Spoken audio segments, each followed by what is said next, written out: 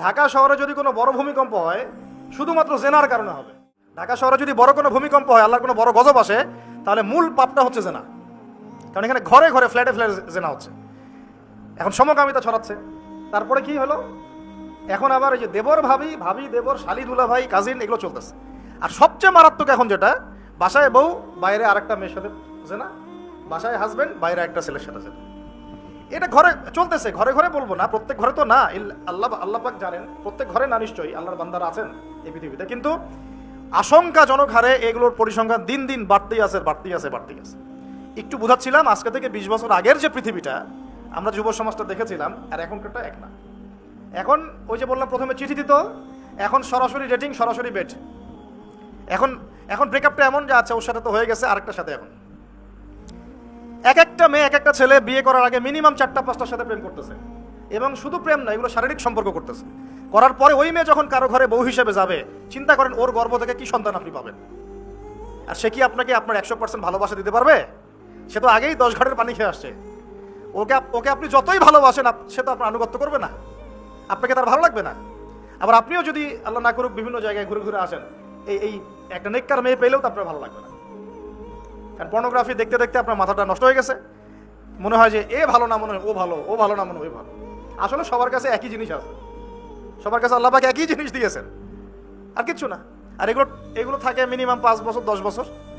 বিয়ের 10 বছর পরে কি ওই ফিলিংসটা থাকে? তো আল্লাহ পাক আমাদেরকে বোঝার তৌফিক দান করুন। তো আমাদের তো ক্ষমতা নাই, ক্ষমতার কথা বলতে গিয়ে যে আসা হয়েছে।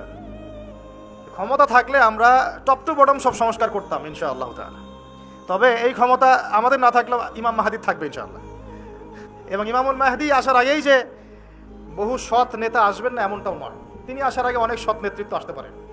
আর তিনি কবে আসবেন, কোন সালে আসবেন আমরা জানি না, কিন্তু আমরা এতটুকু জানি যে এখনকার এই যে ফিতনা, ফাসাদ আর অরাজকতা, এগুলো চিরস্থায়ী হবে না। আস্তে আস্তে আস্তে আস্তে একটা পরিবর্তন আসবে ইনশাআল্লাহ। এখন আমরা কিন্তু অধঃপতনের যুগে বাস করছি। এই যুগে যদি আমরা ঈমান আমল হেফাজত করতে চাই, কিছু কিছু কাজের কোনো বিকল্প নাই। সেটা নিয়ে আমরা আজকে কথা বলবো ইনশাআল্লাহ। কি কি কাজ করব? তার আগে বলি যে আলোচনা শুধু শুনে চলে যাবেন না। বক্তাকে দেখতে আসলে এটা কিছুই হলো না, আমাকে দেখে আপনি কোনো লাভ নাই। আমি তো আর হাজার আসওয়াত না যে ছুঁইলে আপনি পাপ মাফ হবেন। যে কথাগুলো বলা হচ্ছে, এই কথাগুলো একটু বাসায় গিয়ে মেলাতে হবে।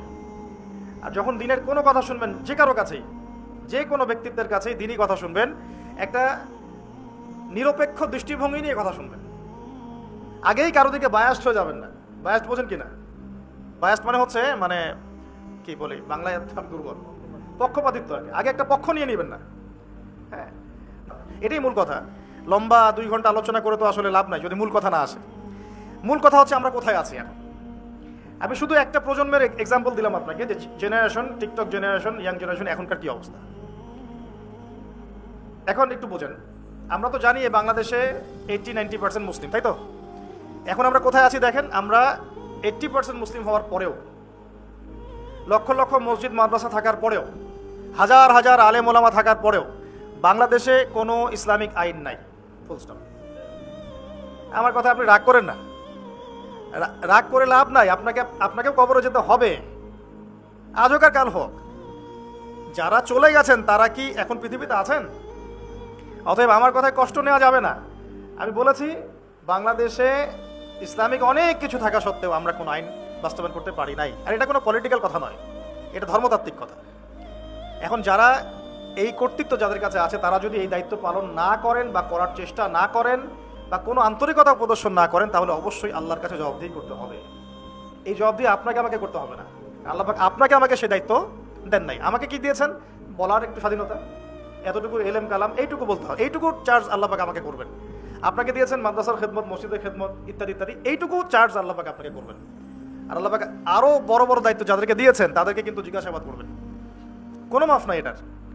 আপনারা এই হাদিসটা খুব ভালো করেই জানেন, আল্লাহ কুল্লুকুম রাইন, তোমার প্রত্যেকেই দায়িত্বশীল, ওয়া কুল্লুকুম মাসউলুন আন রাইয়াতিহি, এবং তোমাদের প্রত্যেককেই যার যার দায়িত্ব সম্পর্কে জিজ্ঞাসা করা হবে।